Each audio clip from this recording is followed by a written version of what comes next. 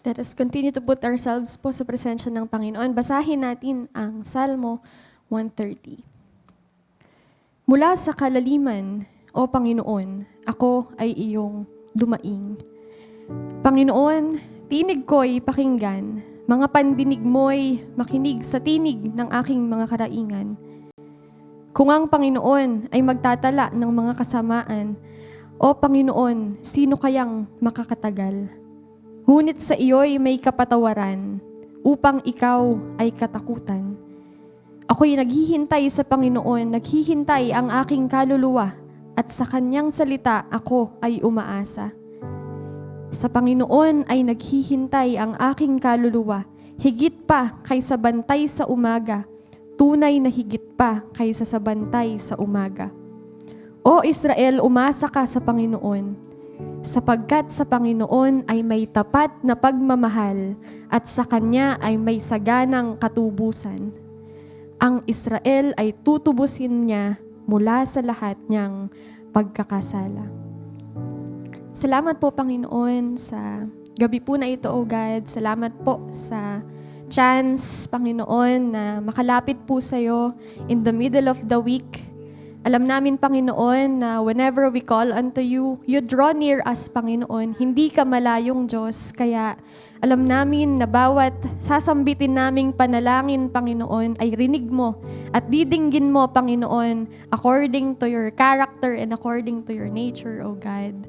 Salamat po na meron din kaming pagkakataon na makinig sa salita mo in the middle of the week as a church, na paalala po sa amin, Panginoon, na dapat kahit hindi linggo, lumalakad kami, Panginoon, bilang kingdom people, kung paano mo kaming tinawag, O God. Samahan niyo po kami sa gabi na ito, pahiramin niyo po kami ng pangunawa at ng wisdom na mayroon ka, para paglabas namin, Panginoon, sa lugar na ito, dala-dala namin yung salita mo na magagamit namin, Panginoon, sa mga susunod pang mga araw, hanggang sa makapagtipon po kami muli pagdating ng araw ng linggo. Salamat po. Bless nyo rin po, Panginoon, yung magsasalita. Kayo po yung maglagay ng mga words, Panginoon, na makakabless, Panginoon, sa congregation na ito ngayong gabi. Salamat po, O God. We praise you, Lord, and we glorify you. In the mighty name of your Son, Jesus Christ, our Lord and Savior. Amen. Tawagin na po natin ang ating speaker.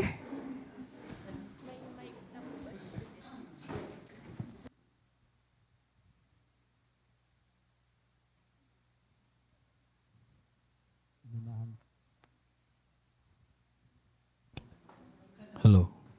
Inunahan na kayo ni Pastor, hindi daw siya ang speaker. Ako ho. Kilala niyo ho ba ako? Obviously, pangatlo ko na ho ito. At nakakatatlo na. So, bukas mamaya makakatulog na ho ako ng maayos. Okay, so ang title po ng ating pag-uusapan po ngayon is Proclaim the Kingdom Wherever God Leads You. Proclaim the Kingdom wherever God leads you. At ito po yung nasa last chapter na po tayo. Yes. Acts 28 verses 1 to 31. Nag-struggle ko, babasahin kaya natin to? Hindi naman din. Hindi na po. I-divide ko naman po into 3 sections. So, ang topic nga natin ngayon is proclaim the kingdom wherever God leads you. Okay? Every believer po, o bawat Kristiyano, nagsasabing Kristiyano siya, ay tinawag po para ipahayag ang mabuting balita, ang paghahari ng ating Diyos, kahit saan man tayo dalhin ng ating Diyos. Okay? At one of the greatest example po ng faithfulness sa Bible is the Apostle Paul. Alam po natin yon. By the time na maabutan po natin itong Acts 28, alam po natin that Paul has endured beatings. Napagtagumpayan yung mga bambubugbog sa kanya, pagkulong sa kanya, mga akusasyon sa kanya, mga imprisonment, mga shipwrecks, mga storms, and countless hardship. Imagine, simula nung inaalmusal na ni Paul, lahat ng mga paghihirap every time. Yet, through all these trials po, makikita po natin his mission never changed. At ano yun? To proclaim the kingdom of God and the Lord Jesus Christ. And Acts 28 po, the final chapter of Acts. Ang nakakatuwa po dito, Si Luke po ang author nito eh. Pero pansinin niyo, hindi niya tinapos ang aklat na ito with Paul's death. Hindi niya tinapos. Instead, he ends with Paul preaching pa rin. Why?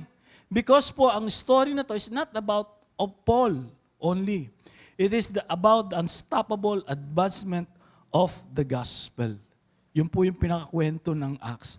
And the same God na ginamit si Paul ay gustong gamitin po ang bawat isa sa atin na naririto ngayon to do the same thing, to proclaim the gospel.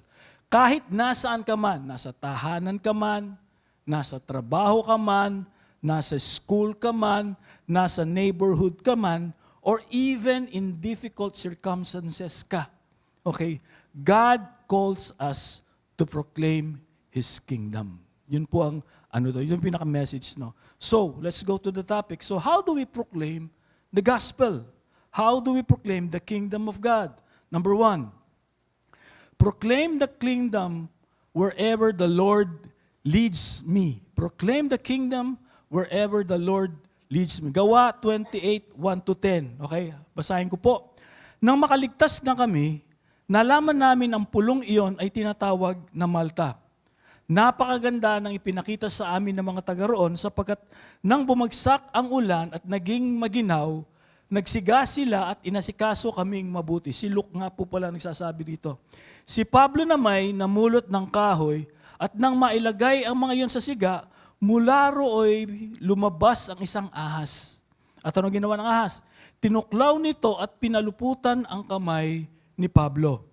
Nang makita ng mga taga roon ng ahas na nakabitin sa kamay ni Pablo, sabi nila sa isa't isa, siguro mamamatay tao ang tao na yan. Deserve niya yan. Parang gano'n sinasabi nila. Nakaligtas nga siya sa dagat, ngunit hindi naman pinahintulot ng langit na siya'y mabuhay pa. Subalit, ipinagpaglamang ni Pablo sa apoy ang ahas at hindi siya ito nakakatuwa, hinihintay nilang mamaga si Pablo o kaya'y biglang mabuwal at mamatay. Okay, na-frustrate sila. Nang matagal na silang naghihintay at wala namang nangyari sa kanya, nagbago sila ng akala. Siya'y isang Diyos, sabi nila. Ang pinuno sa pulong iyon ay isang nagangalang Plubyo at malapit sa lugar na iyon ang kanyang lupain. Malugod niya kaming pinatuloy sa loob ng 3 araw. Ang ama ni Plubyo ay nagkataong nakaratay noon dahil sa lagnat at dysenteria. Nagtatay po siya. Kaya't ito'y dinalaw ni Pablo. Pagkatapos manalangin, pinatong ni Pablo ang kanyang kamay at sa may sakit at ito'y gumaling. Dahil sa nangyaring ito, nagdatingan ng mga taga roong may karamdaman at sila'y pinagaling din ni Pablo. Binigyan niya kami ng maraming ligaro at nang paalis na kami, ay binigyan pa nila kami ng lahat ng kailangan sa paglalakbay. Ito pong nangyari nito is after na shipwreck sila. Di ba last week, binagyo yung barkong sinasakyan nila. Tapos yun nga, nangyari, naglanguyan sila. So makikita po natin dito, yun nga, after nun, napunta lang nga po sila sa island ng Malta. Okay? Ang Malta daw po ay isang maliit na isla south of Sicily sa Mediterranean Sea. Okay? Ang mga tao doon, ang tawag sa kanila, barbarians by the Greeks. Not because they are uncivilized, but because hindi sila nagsasalitang Griego. Mind you, si Paul po, nung dumating doon, prisoner siya.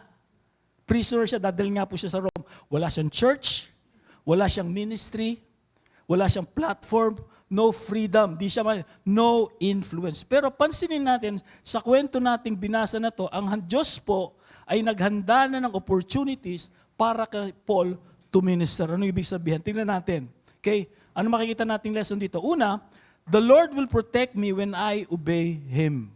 Okay? Verses 3-5. Si Pablo na may namumulot ng kahoy at nang mailagay ang mga iyon sa siga, mula looy lumabas ang isang ahas. Tinuklaw nito at pinuluputan ang kamay ni Pablo. Nang makita ng mga taga roon ang ahas na nakabitin sa kamay ni Pablo, sabi nila sa isa't isa, siguro'y mamamatay tao yan. Nakaligtas nga siya sa dagat, ngunit hindi naman pinahintulot ng langit na siya'y mabuhay pa. Ngunit ipinagpaglamang ni Pablo sa apoy ang ahas at hindi siya na Imagine, Ang sin si Pablo, nangawit sa kakalangoy. Ito galing pa lang ho siyang kakalangoy sa dagat eh. Pagod na pagod siya dito, sigurado, umuulan, basang-basa. Tapos yun nga, nagpapatuloy lang din. Akala niya, okay na siya. Then all of a sudden, may ahas. Sabi siguro, kung ano lang malas na buhay ito. Kakaahon ko lang sa dagat, tinuklaw na naman kaagad. Parang ganon, parang ganon, okay? And then, pero yun nga, dito makikita po natin yung pag-iingat ng Diyos dito. At ang nakakatawa nga po, sabi ko nga po sa kanya, yung mga tao doon, hinihintay na lang siyang mamatay. Kasi in-expect ka lang nila mamamatay tao. And then tingnan niyo yung pag-isip ng tao, nung hindi namatay, siguro nagpustahan po siguro, nung gano'n. Nung hindi mamatay, at pinagpangado, akala niya Diyos. Ganun ang ano nila. Pero kung titignan po natin dito, makikita po natin yung pag-iingat ng Diyos kay Paul. Okay? Matapos ang bagyo, matapos matuklaw ng ahas, iningatan pa rin. Anong gustong dito? Dito makikita natin yung promise ng Diyos kay Pablo na siya'y makakarating sa Rome. Acts 23:11 Ito, basahin tayo. Kinagabihan, nagpakita ang Panginoon kay Pablo at sinabi sa kanya, lakasan mo ang iyong loob, nagpatotoo ka tungkol sa akin dito sa Jerusalem, ganyan din ang gagawin mo sa Roma. Iniisip ko, siguro ito yung memory verse ni Paul, na every time na may darating sa kanyang paghihirap, nire-recite niya, hindi, walang mangyayari. Ingatan ako ng Panginoon. Bakit? Kasi sinabi niya sa akin, pupunta ako sa Rome. Yun ang inisip ko lagi. Every time, ito yung nagbibigay encouragement sa akin. Alam niyo ba, sabi ng isang missionary, the safest place in the world is not in the place with fewer dangers. It is the center of God's will. Kapag ginagawa mo ang kalooban ng Diyos, kapag ginagawa mo ang utos ng Diyos sa atin, iingatan ka niya. Si Paul, kasi katunayan nga po si Paul, di ba? Sabi ko siya, ang dami-dami niyang pinagdaanang paghihirap sa buhay niya. Wala yatang araw na hindi siya talagang dumanas. Pero dahil focus siya sa purpose ni God to go and preach the gospel, iningatan siya ng Diyos. Okay, iningatan siya ng Diyos. Maraming mga Kristiyano ang natatakot maglingkod sa Diyos o magpahayag ng Diyos ng salita ng Diyos because of many possible difficulties. Ano yung iniisip natin pagdating, bakit hindi ka nag-share ng gospel? Kasi baka i-reject ako. Or, what if I fail? Mabigo ako. Hindi tanggapin. What if I suffer? Yun lagi nating dinadin. Ang sagot ko naman, ano ngayon? Si Paul ba nakita nyo? Ilang beses siyang nag-fail din. Buti nga hindi tayo binubugbog pero si Paul nagpatuloy pa rin kahit ano ang mangyari. Hindi dahilan sa kanya na nireject siya, na nag-fail siya, na nag-suffer siya. Hindi niya ginawang dahilan yon para mag-back out siya. Kasi natandaan niya, God may not remove every hardship. Hindi niya tatanggalin yung hardship sa atin. But He will sustain us. At He will accomplish His purpose through us, anuman ang mangyari. Pangalawang katotohanan na makikita po natin dito is be prepared to be used by the Lord at all times. Maging handa po tayo na gamitin ng Diyos sa lahat ng oras. Tuloy natin yung kwento, 7-9. Ang pinuno ng pulong iyon ay isang nangangalang Plubyo at malapit sa lugar na iyon ang kanyang lupain. Malugod niya kaming pinatuloy sa loob ng 3 araw. Ang ama ni Plubyo ay nagkataong nakaratay doon dahil sa lagnat at dysenteria. Kaya ito'y dinalaw ni Pablo. Pagkatapos, manalangin ipinatong ni Pablo ang kanyang kamay sa may sakit at ito'y gumaling. At ito nangyari.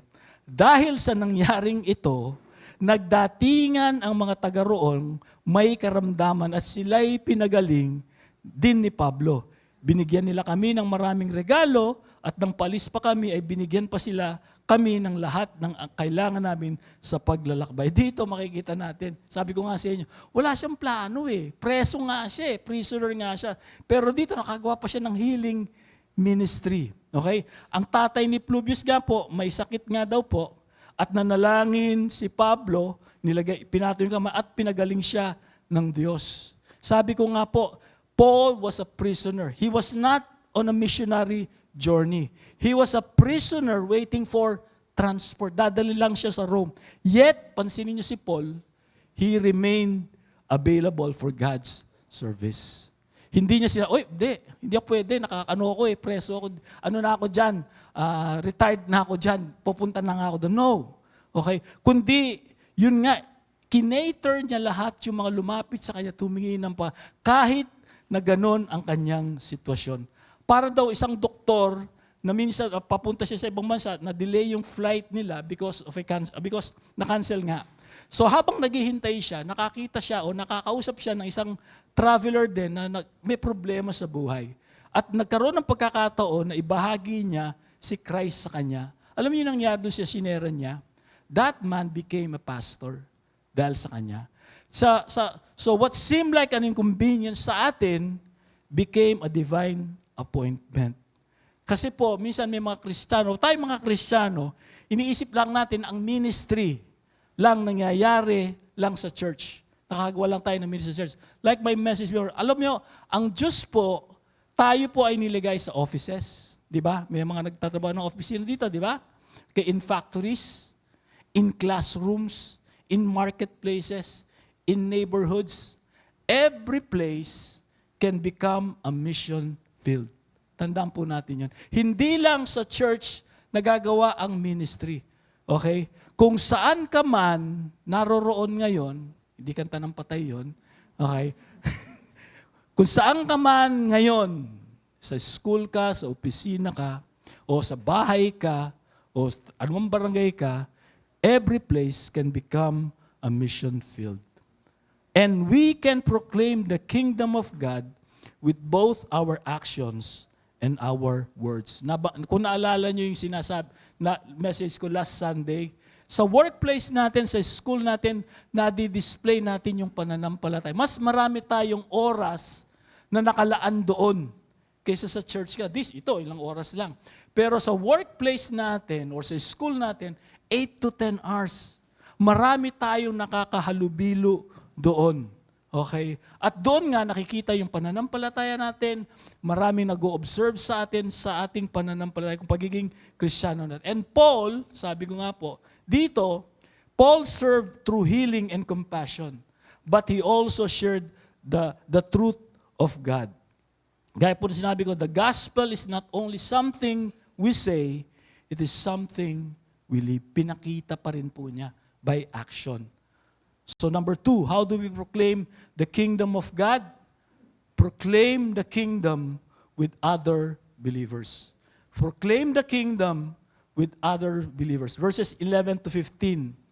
3 buwan. Ito, isang key verse. 3 months pa siyang nagstay doon sa Malta.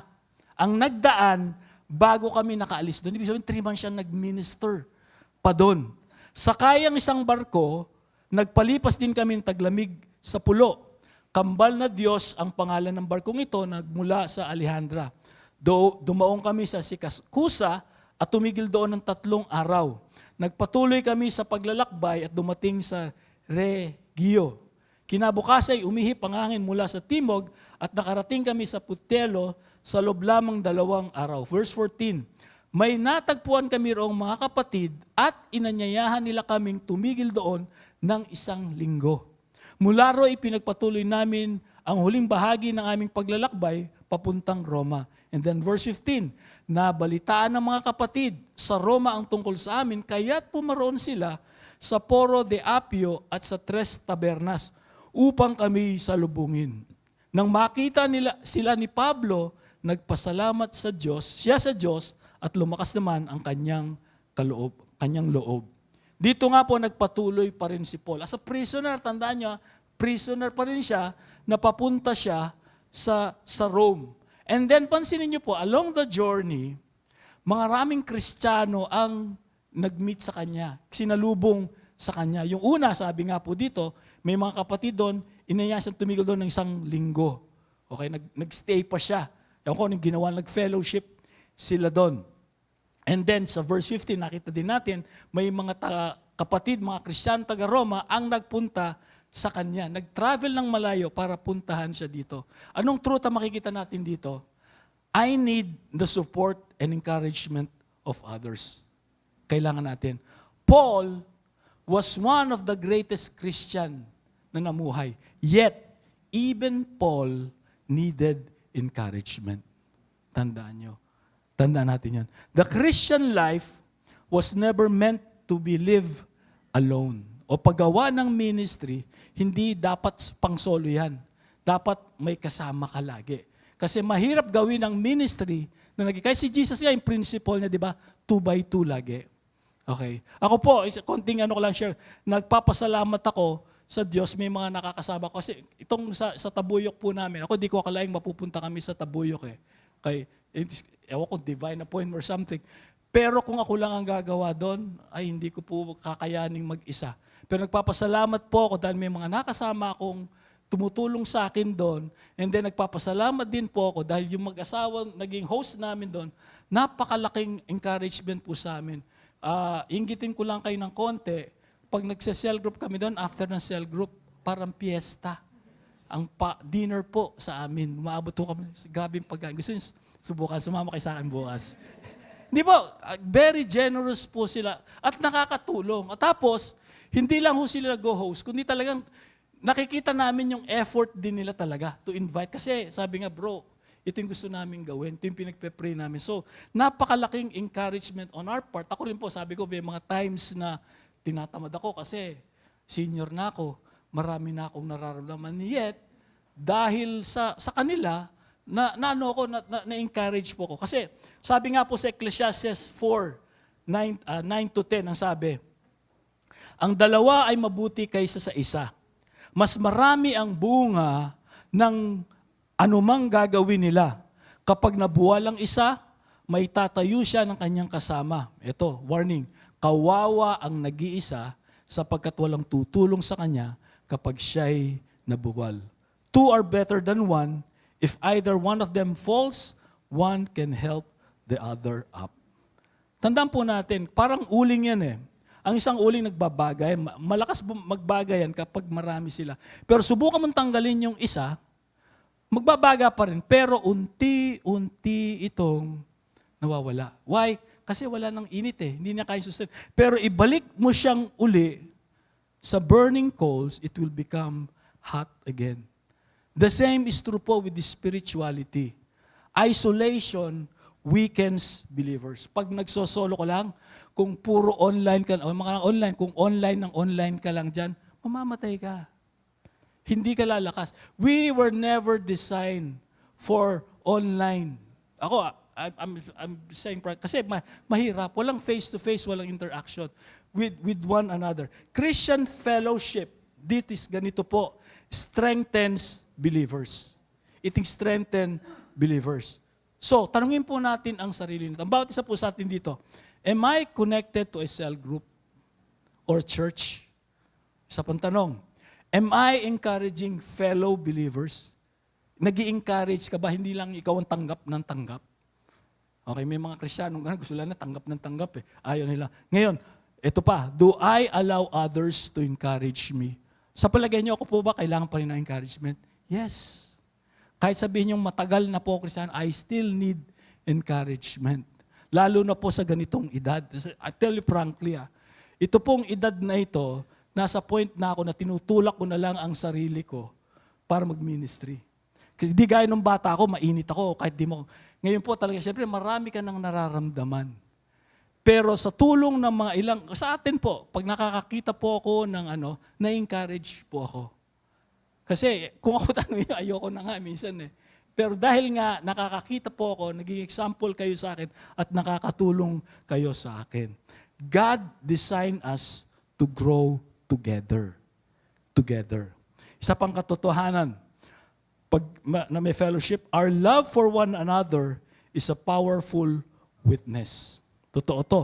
Our love for one another is a powerful witness. Pansinin niyo po sa binasa natin kanina sa verses 14 and 15.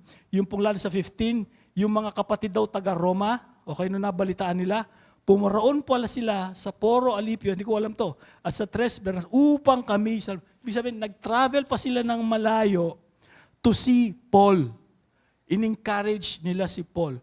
Ang kanilang action demonstrated genuine Christian love. Kasi magbiyahe ka lang ng malayo para puntahan mo lang si Paul, encourage po, na pagpapakita po ng pagmamahal nila kay Paul. At sabi nga po ni Jesus sa John 13:35, ang sabi, kung kayo'y mag-ibigan, makikilala ng lahat na kayo'y mga alagad ko. By this, everyone will know that you are my disciples if you love one another. Ito po yung katunayan na tayo mga disciple, if you love one another. Ito pong nakakalungkot pong nangyayari ngayon sa Pilipinas dahil maraming Kristiyano ngayon na nagkakahati-hati, lalo na doon sa isang famous senator natin.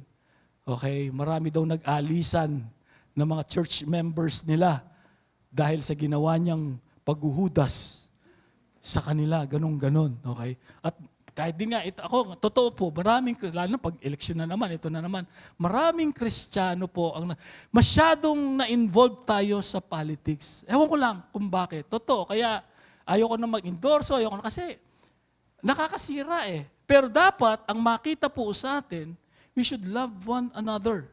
Okay?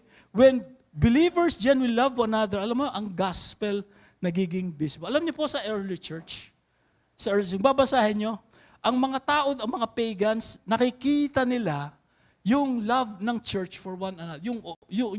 Yung church doon, yung pag-ibig. May mga issues. Pero kung ibig ko sabihin, yung mga issue, hindi na ho nila pinalalabas. Hindi na nila pinopost sa Facebook.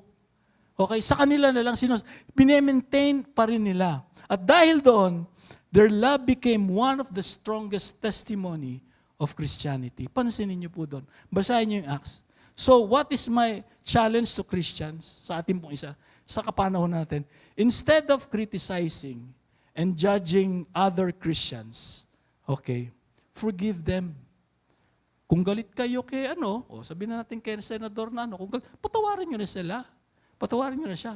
Lahat naman tayo nagkakasala. Parang ganito na lang. Sige, yung walang nagawang kasalanan siya, unang pumukol ng bato sa kanya. Sige nga. Patawarin natin siya. Yun dapat ang mangyari sa atin. Pray for him. Have you prayed for him? Okay? Help one another. And then encourage one another. Pansinin niyo po, a loving church becomes a powerful witness to a watching world. Pinanonood po tayo ng mga tao. Ewan ko kung ilan yung natuto, nag-aaway, Kristiyan mo, nag-aaway-aaway sila, ganun-ganun lang. Pero a loving church becomes a powerful witness to a watching world. Tandaan po natin yon. At yun ang ginawa, makikita natin sa story ni Paul. And then, how do we proclaim the kingdom of God? Number 3, proclaim the kingdom of God with the word of God. Proclaim the kingdom of God with the word of God. Verses 16 to 31, sabi, pagdating namin sa Roma, so dumating na sila Paul, si Pablo'y pinahintulutang umupa ng sariling tirahan, kasama ang isang kawal na magbabantay sa kanya. Pansinin niyo, ito na naman. Makaraan ng 3 araw, inanyayahan ni Pablo sa isang pulong ang mga pangunahing Hudyo sa lungsod. Nang magtipon na sila, sinabi niya, mga kapatid, kahit na ako'y walang ginawang laban sa ating bansa o sa kaugalian ng ating mga ninuno, hinuli ako sa Jerusalem at idinimanda sa kinatawan ng pamahalang Romano. Matapos akong litisin, ako sana'y palalayain na, sapagkat wala naman akong ginawang dapat parusahan ng kamatayan. Ngunit tumutol ang mga Hudyo, kaya't napilitin akong dumulog sa emperador. Gayunman, wala akong paratang laban sa aking mga kababayan. Verse 20, nakagapos ako sa kadenang ito dahil kay Jesus na siyang pag-asa ng Israel. Iyan ang dahilan kung bakit hiniling kong makausap kayo.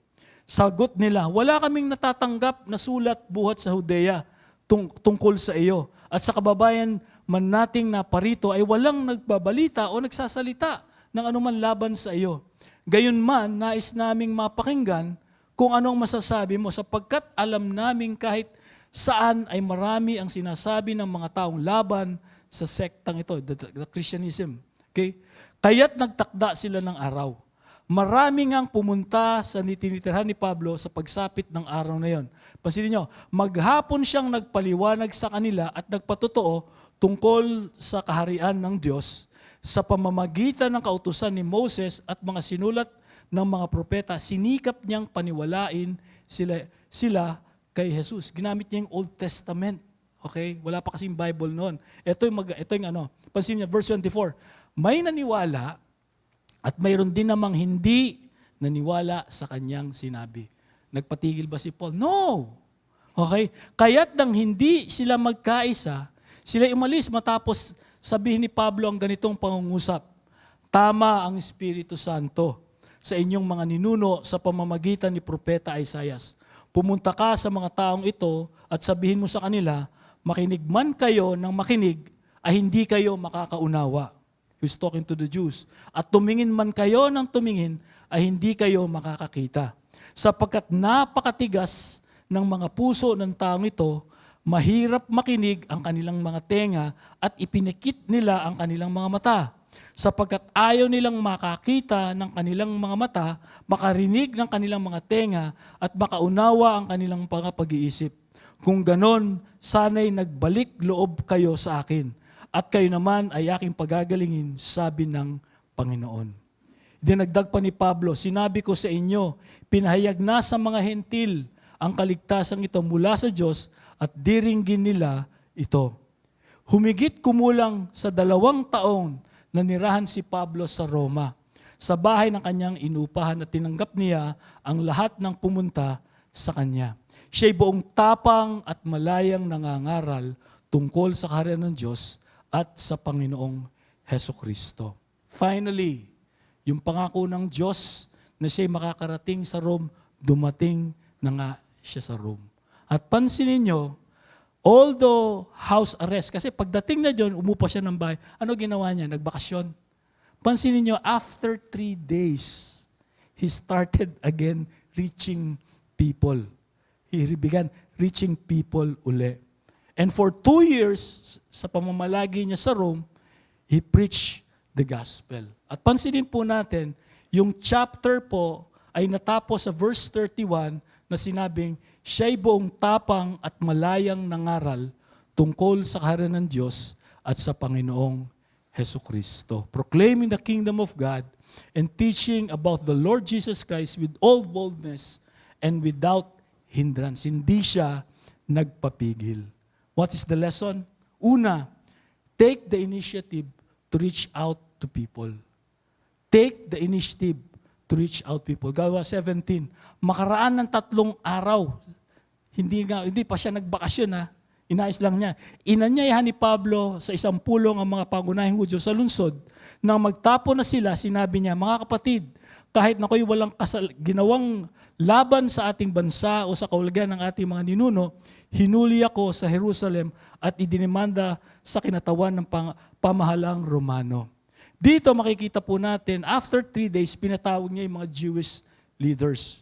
At pansinin niyo, hindi na po hinintay ni Pablo ang mga tao ang lumapit sa kanya. He took the first step. Siya na ho ang nang-imbita. Kasi po, minsan, may mga churches po, buti lang, di sa Lord's Way, ang naghihintay na sana may umattend, na pumasok sa church nila. Okay, mag-pray tayo, ganun. Pero alam niyo ba, anong sabi ni Jesus Christ sa Great Commission? Go.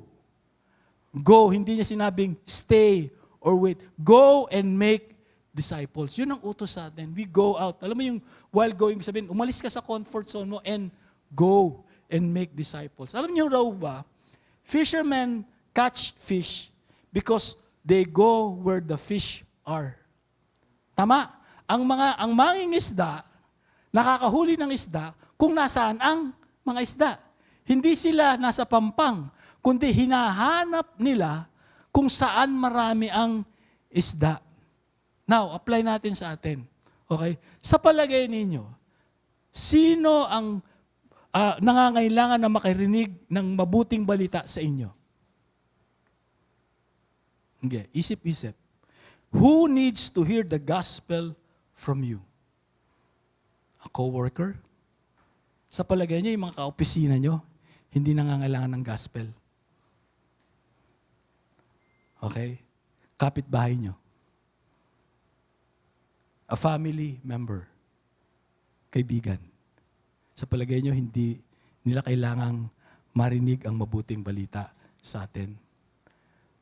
The challenge is, pray for opportunities and intentionally reach out. Kasi minsan nakakarinig ako ng mga dahilan, wala na kasi kung ma-reach out eh. Paano ko maniniwala? May cellphone ka. Lahat bang phone book mo dyan, Kristiyano na? May FB ka, 1,000 pa yan. Lahat ba yung Kristiyano na? Lagi kong inaano yun eh, sa mga nagdadahilan, wala ka bang barkada? Minsan, natatanong ko eh, may mga kasamang barkada to. Nare-reach out niya kaya sila? Pinagpe-pray niyo kaya sila? Ako po, I am being bold sa inyo po. I've been praying for my batchmates po since year 2000. I'm still praying for them hanggang ngayon. For 26 years, I've been praying for them. And I never stop praying for them. Ni-reach out ko pa rin ho sila. Mahirap. Pero hindi ko ginagawang dahilan yon para mag-stop akong manalangin sa kanila. So, pray for opportunities. Alam nyo, tayo lamang po ang hinihintay nila. Isang natutunan ko po sa ating pastor, never say no to other person. Na pag hindi kasi baka ayaw, sinubukan mo na ba? Diba? Lagi nating baka na-reject na. Sa palagay nyo ba? Kayo, ganyan ba kayo? Yung marami tayo na. Kasi ang problema lang, tayo mismo tayo ang problema eh. Okay, tayo nagiging problema. So, pray for opportunities and intentionally. Ibig sabihin, make the first move. Ma-reject kayo, mag-fail tayo, wag tayong tumigil. Okay? And then, pangalawang truth na nakita ko po rito kay Paul, use the Bible as my source of truth. Verse 23 sabi, kaya't nagtakda sila ng araw, marami ngang pumunta sa tinitirhan ni Pablo. Pagsapit ng araw na yan, maghapon siyang nagpaliwanag sa kanila at nagpatuto tungkol sa kaharian ng Diyos. Sa pamamagitan ng kautusan ni Moses at ng mga sinulat ng mga propeta, sinikap niyang paniwalain sila kay Jesus. Pansinin po natin, si Paul, ginamit niya ang kautusan ni Moses, ginamit niya yung mga sinulat ng mga propeta. Hindi ho siya nag-rely sa kanyang sariling karunungan. Matalinong tao si Paul. Alam natin yun. Pero he never relied on his own opinion. He relied on scriptures. Old Testament pa yun. Okay? Kaya nga po, sabi nga po sa Romans 10:17, kaya't ang pananampalataya ay bunga ng pakikinig. At ang pakikinig naman ay bunga ng pangangaral tungkol kay Kristo. Ang pangangaral po tungkol kay Kristo. Faith comes from hearing the message, and the message is heard through the word of Christ. Reality, a building without a solid foundation eventually collapses. Babagsak kaya pag alam na ho natin nangyari doon sa building sa okay, mag-collapse po yan. Likewise, faith built on feelings alone will not endure. Faith must be grounded in God's word. Si Paul po, sabi ko nga po sa inyo, matalinong tao, pero nag-rely pa rin siya sa salita ng Diyos. So, if we want to share Christ effectively, okay, ito po yung mga following challenge po sa atin. Study the Bible regularly. Isa po sa vision natin, paano natin ma-full devotion time. Okay? Study the Bible regularly. Not once, not twice, not thrice, regularly. Joshua 1:8, di ba sabi niya? You shall meditate on the word of God, my word, day and night. Lalaban lang siya ng gera, magme-meditate. Di ba? Doon po napakahalaga ng pagbabasa ng regularly. Okay? And then, learn key passages, gospel passages. Pag-aralan po natin yung OBE, masterin po natin kasi yun po yung mga gospel passages. And then, teach God's word faithfully. Pansinin po natin, the power is not in our eloquence, sa paggaling magsalita. Doon kailangan po, magaling tayo magsalita. But in God's truth. Dapat mag-rely tayo sa katotohanan ng Diyos. And then, isang katotohanan pa, tell people about Jesus. Tandaan po natin, ang pinakasentro ng mensahe po natin ay si Jesus Christ. Hindi ho politics. Ako minsan natotorete na ako sa pag pilit pinapasok sa sergo ang politics. Wala namang mangyayari sa politics natin dito. Sharean ho natin mga politiko natin. Okay? Not self-improvement, not philosophy, Jesus. Pansinin niyo po si Paul sa 1 Corinthians 2:2. Ano sabi niya? Ito sapagkat noong ako'y nariyan, ipinasya ko, Kristiyano walang sino mang kikilalanin maliban kay Hesus Kristo na ipinako sa krus. Christian, ito dapat ang maging sentro ng ating buhay. Nakilalanin natin si Kristo. For I resolved to know nothing while I was with you except Christ, Jesus Christ, and Him crucified. Pasin natin yung gospel. The kingdom of God centers on the King Himself. So talk about the King. Imagine, nakakita po kayo ng lunas sa isang nakakamatay na sakit. Anong gagawin mo? Sosolohin mo? Hindi. You would tell everyone. You would tell everyone. The gospel po is the good news. Is the good news that sinners can be forgiven through Christ. The gospel po is the good news that sinners can be forgiven through Christ. Reality rin, maraming Kristiyano ang alam ang mabuting balita, but sadly, they rarely share it. Ang nakakalungkot, sinasarili. So my challenge, let's ask for this. Lord, give me one person with whom I can share Jesus. Meron at meron. Then trust Him to open the door. So in conclusion po, Acts 28 po teaches us that God's mission continues regardless of our circumstances. Paano natapos ang chapter 28? Gusto niyo bang malaman ano nangyari kay Paul? Okay, ako nag-research lang po ako ng country dito. Ito po. Okay, nung nandun po si Paul, okay, the next couple of years, pinagpala pa rin po ni God si Paul. Okay? Meron siyang tremendous ministry. In fact po, yung gospel daw po umabot sa imperial palace ng emperador. At makikita nga po natin dito sa mga sulat niya.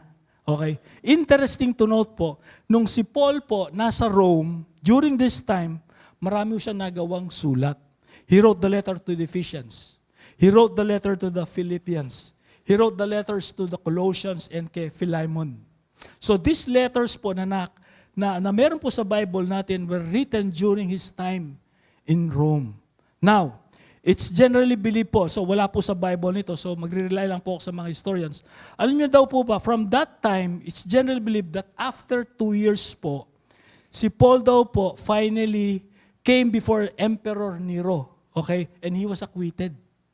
He was acquitted. So ang tanong, anong ginawa ni Paul nung siya inakwit? Sa palagay nyo? Nagbakasyon? Babalik na lang ako, ayoko natin. No! Paul continued to do just what he was doing. At anong ginagawa niya? Alam mo ginawa daw po niya? He went out to another missionary journey. At he tell more people about the kingdom of God. And then, for some reason daw po, he was rearrested again at binalik siya sa Rome. At siya'y nakuling. And this time, yung pagkakakulong po niya, hindi na ho maganda. At makikita po natin ito sa letter niya kay Timothy. This time, mas mahirap daw po ang naging sitwasyon niya. And this time, alam na ni Paul na bilang na lang yung oras niya sa mundong ito. Ito po yung panahon na iniwanan siya ng mga kaibigan niya. He was left alone except the Lord Himself. And it is believed that around AD 67-68, pinugutan po ng ulo si Paul. Alam mo, maganda lamang po dito kay Paul.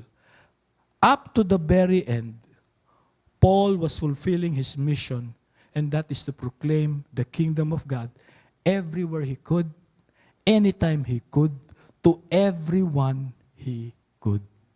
And that's an inspiring example for us. So, Christians, kung sinasabi mong Christian ka, I'm saved, I'm a follower, then ang Diyos po, may call po sa buhay natin. We have a mission. We have a purpose. And that purpose is to proclaim the kingdom of God, to go out and tell people the good news about Jesus Christ. Paul po was shipwrecked, but he preached. Paul was beaten by a snake, but he preached. Paul was a prisoner, but he preached. Paul was under house arrest, but he preached. Nothing stopped him from proclaiming the kingdom of God. And the question is, tinawag ba ako ng Diyos to witness? Maling tanong. The question is, will we be faithful where God has placed us? Where God has placed us. May we leave this place determined to proclaim Christ boldly, lovingly, and faithfully until He returns. Manalangin po tayo. Dakila po naming Ama, maraming salamat po sa halimbawa po ni Paul. Salamat po na walang circumstances ang pumigil sa kanya para ipahayag niya ang mabuting balita. Lord, tulungan niyo rin po kami, O God, na ipahayag po ang iyong mabuting balita ng iyong kaharian kung saan niyo po kami didadalin. Give us the courage po na kaharapin po anumang kahirapan, faithfulness when opportunities arise, and love for our fellow believers. Help us po na magtiwala sa mga salita mo and boldly tell others about Jesus Christ. Gamitin niyo po ang buhay namin sa aming tahanan, sa aming mga workplaces, sa aming mga schools, and our church to make your name known. And may ang dalangin po namin na maraming makakilala sa aming Panginoong Jesus dahil kami po ay handang maging witnesses mo, Amang Diyos. This we pray in Jesus' name. Amen and amen. Tayo pong lahat ay tumayo.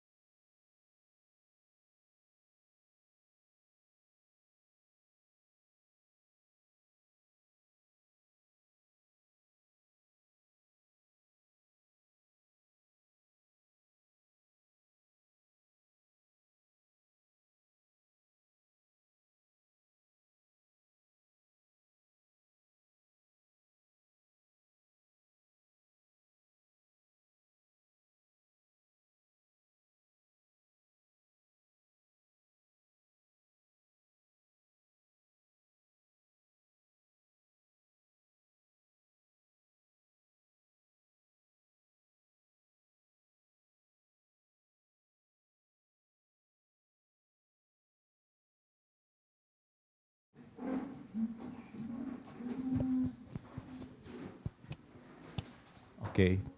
Napakagandang challenge po sa atin na natapos ang Book of Acts. Si Paul was preaching the kingdom of God in the name of our Lord Jesus Christ sa Rome unhindered at with courage. Pero meron akong tanong eh. Ano po ang dapat mauna in our witness? Our life or our words? Lalo na doon sa mga nasa opisina, sa bahay, kapitbahay. Ano po dapat ang mauna? Buhay natin o salita natin?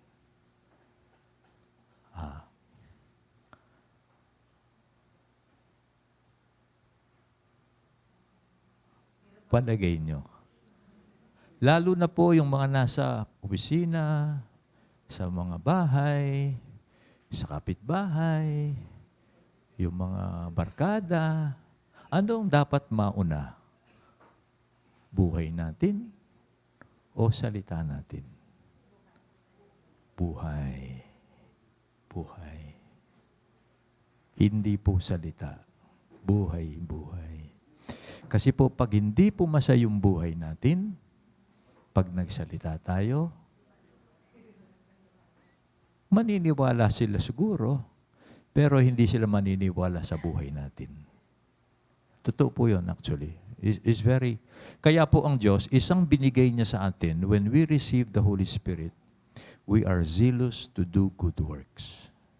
Yan po ang kapangyarihan ng Diyos sa atin.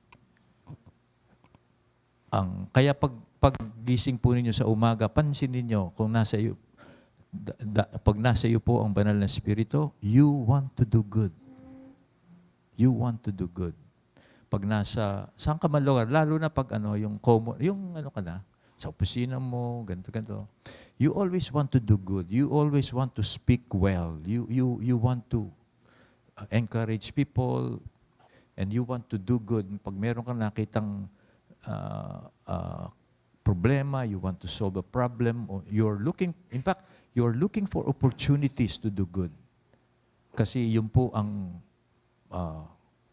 sa tingin ko po, yun ang napakahalaga. Bago ka magsalita, pakita mo, hindi naman sa pakikita mo yung buhay mo eh. Kasi yung ka talaga eh. Hindi ka naman magpapakabait kasi meron ka sasabihin. Hindi, mabait ka na talaga. Actually, yun po ang binago ng Diyos sa atin eh. Kaya hindi tayo magpapakabait kasi meron tayong message. Actually, mabait na tayo. At kaya nga paggising natin sa umaga, pag nandun na tayo sa mga tao, parang gusto mong gumawa ng mabuti. Sana merong mapilayan para matulungan ko. para merong mga ilangan para makagawa ko ng mabuti. Parang gano'n. Ano? Kasi gano'n na yung nature natin eh. At ako pinag-iisipan ko po yan eh. Anong unang-una dyan? Buhay o salita? I have concluded it has to be buhay. Kasi pag hindi po, kahit na ano sabihin mo, pag hindi lang nakikita mo, buisit ka, hindi ka makakasundo, o mainit ng ulo mo, wala na yan. Hindi na maniniwala yan.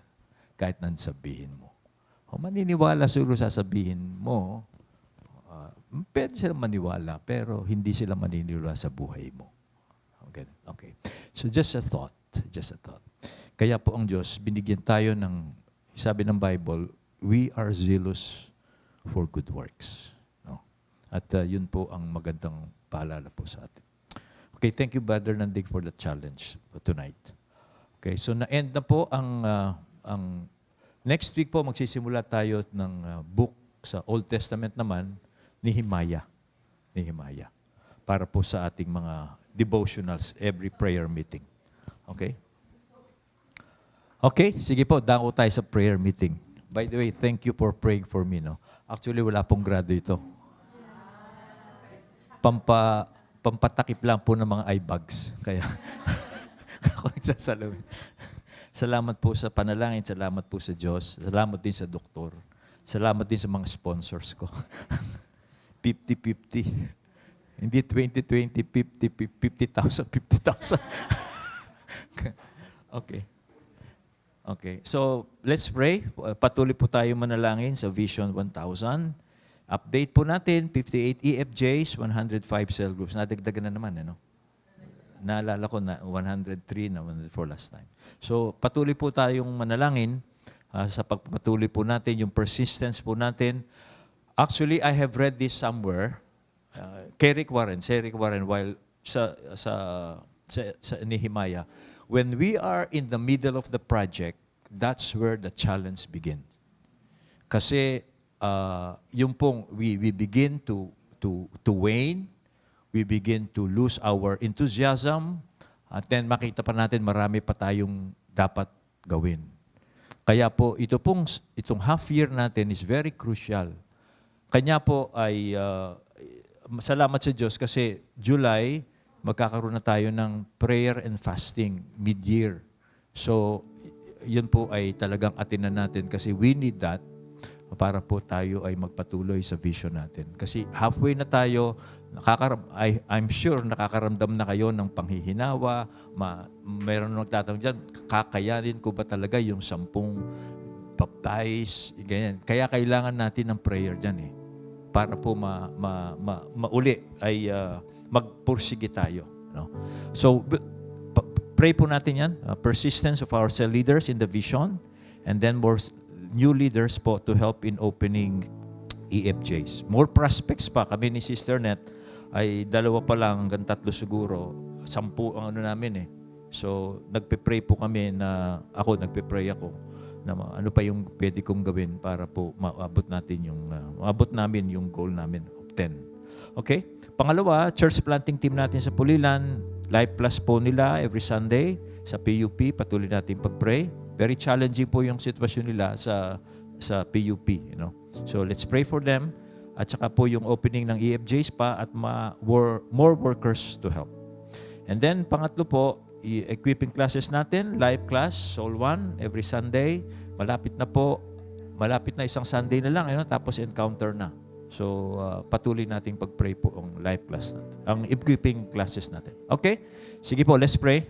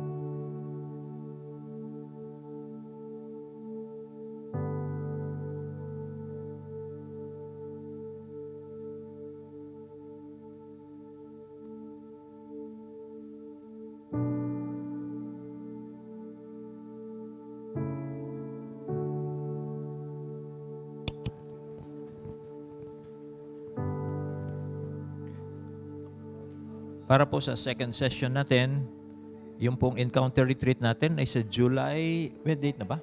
11 at saka 12. Okay, pag-pray po natin lahat ng mga delegates natin na nasa, okay. So, sama po pala yung mga taga-pulilan dito sa atin, no? Sa live class din po nila. Okay? Yes, sa solar project po natin, actually functional na. Functional na. Kaya tumagal kasi inayos po nila yung yung design ng kuryente natin. So, yun, inayos po nila yun. Kaya tumagal. Hindi na nila hindi na sinama sa labor eh. Tayo na lang sa materials. Kasi yung walang main switch, no? Yung natin, kaya medyo po tumagal sila, 1 week pang dinagdag. Ngayon, ang pag-pray po natin ay ma-fast track yung solar net metering natin, application sa Meralco. Yung po ibig sabihin nun, makakabenta tayo ng kuryente sa Meralco. Kasi doon po tayo tatabla, 40 kilowatt per hour po yung kapasidad ng solar natin. Tapos, marami po doon ay, kasi sa office po, tatlong 1.5 horsepower lang ginagamit namin. Sobra-sobra yung yon. Kaya talagang mag-harvest po ng marami yon. At sa Sunday naman, yon kakayanin. Pag po pinandar yon, kakayanin ng buong church po natin, kakayanin ng solar panel. Kaya through the week, nakaka-harvest tayo ng sobra-sobra. Na yon, maibebenta natin sa Meralco. Pag po meron na tayong net metering na tinatawag. Kaya pag-pray natin, crucial yon para makabenta na tayo sa Meralco. At yun po kasi ang panabla natin just in case. No? Yun ang panabla natin sa meron tayong binabayarang monthly, automatic, 12,500 whether we use it or not. So, kaya yun, yung pong mahaharvest natin, yun po ang panabla natin sa gagamitin nating kuryente. So, ganun, pina-explain ko. Kaya, para po pag-pray natin itong net metering, sana ma-approve kagad ng Meralco. Okay? And then, pangatlo po, siguro, pwede na po tayo mag-pray ngayon seriously for our parking. Next project po natin. Okay, and then number 3, ang building purpose po natin to pray for is to follow the Lord Jesus Christ wholeheartedly because He is the shepherd of our soul. Okay? Mukhang ready na kayo. Hindi na kayo nakikinig eh. Sige, pray na kayo.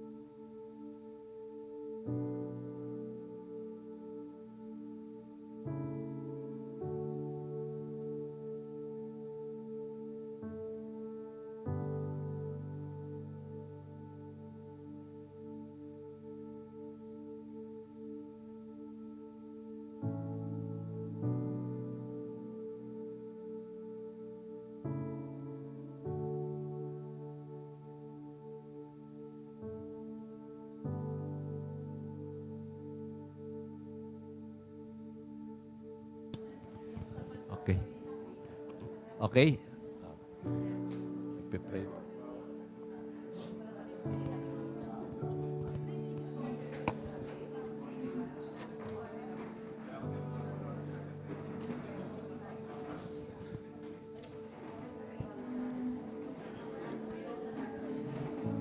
Okay, sige po. Tayo magwawakas sa panalangin.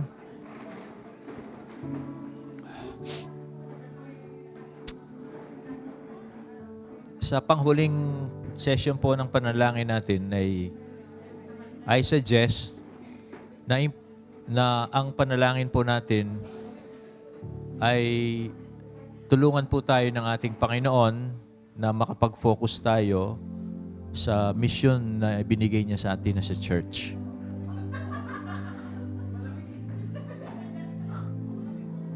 Oo nga, nakatodo yung mga natin eh. Okay, narinig ba ninyo yung sinabi ko? Parang hindi nyo narinig. Ulitin ko. Sige, ulitin ko na lang. Baka hindi naman natin. Hindi, panalangin po natin at tulungan po tayo ng Diyos na makapag-focus tayo sa mission natin sa church. Na hindi po tayo madistract sa sitwasyon po sa ating bansa.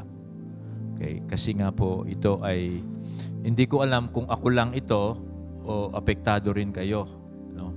Binulungan ako ni Net kanina eh. Patawarin mo na siya. Ayoko nga, sabi ko. Wala pa ako doon sa point na yun na magpapatawad.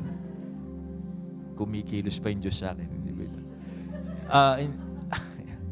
Kidding aside, yun po actually, if you are affected, I'm affected.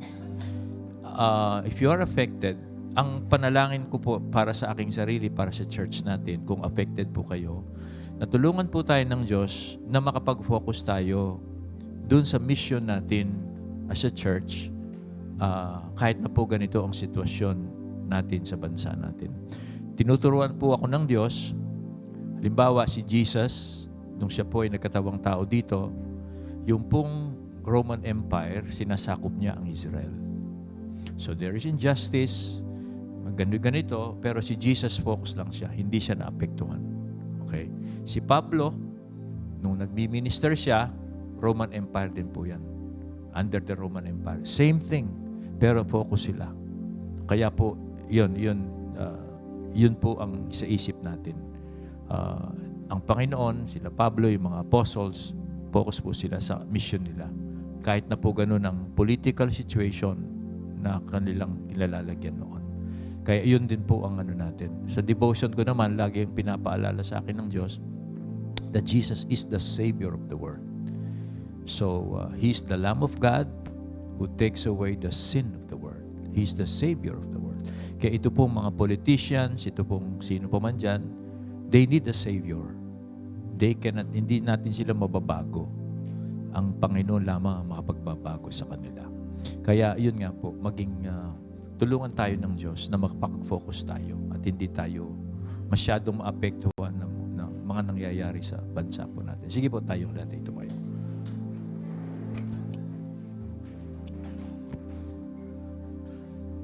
Ama naming nasa langit, kayo po ang Diyos na nag-utos sa amin na ipahayag ang mabuting magandang balita tungkol sa paghahari ng Diyos. Na nagsimula na po ng buhay niyo si Jesus sa mga patay. Na ngayon, siya po ay nakaluklok sa kanan ninyo na naghahari sa langit at sa lupa. At kayo po ang tumawag sa iyong iglesia na ipahayag ang magandang balitang ito. At inaamin po namin sa sitwasyon namin sa Pilipinas ay somehow ay nadidistract kami. At meron kaming emotional attachments, emotional ill feelings sa mga nangyayari. Kaya po tulungan niyo po kami na huwag kaming maapektuhan kasi po ang totoo lang, wala namang kaming magagawa. Limited po ang aming kakayanan para po baguhin ang sitwasyon. Kaya po tulungan niyo kaming maging tapat kami sa aming misyon na binigay niyo sa amin. Na meron kaming mensahe na kami bilang iyong iglesia, ang siyang ginagamit mo ngayon bilang ilaw mo sa sanlibutan ito. Naway maging tapat po kami. Palakasin mo po kami. Bigyan niyo po kami ng love instead of hate. Bigyan niyo po kami ng liwanag instead of darkness. At yung kailangan po namin para po maging liwanag mo kami sa gitna po ng kadilimang umiiral sa aming bansa at maging sa buong mundo. Salamat po at meron kaming buhay na pag-asa. Darating ang araw, babalik o magpapakitang muli ang Panginoong Kristo at maghahari ang katuwiran. Maghahari ang kalooban ng Diyos dito sa lupa gaya po sa langit. Yun po ang inaasahan namin. At lahat pong ito ay lilipas na, o Diyos. Sa totoo lang, ang lahat ng nangyayaring yun sa aming bansa ay lilipas din. Hindi po ito mananatili. Ang mga taong nagsasamantala sa kapangyarihan o ano paman ay lilipas din sila. At o Diyos, kaya tulungan niyo kaming ituon namin ang aming pag-asa doon sa buhay na pag-asang ibinigay mo sa amin tungkol sa kapaghahari ng Diyos. Aming Ama. Salamat po sa bawat isang narito ngayong gabing ito. Ingatan niyo po, sana po agad pong makasakay mga kapatid naming kailangan ng sasakyan. Ito po ang aming panalangin sa inyo sa pangalan po ni Jesus na iyong anak. Amen. Amen. God bless po. Ingat.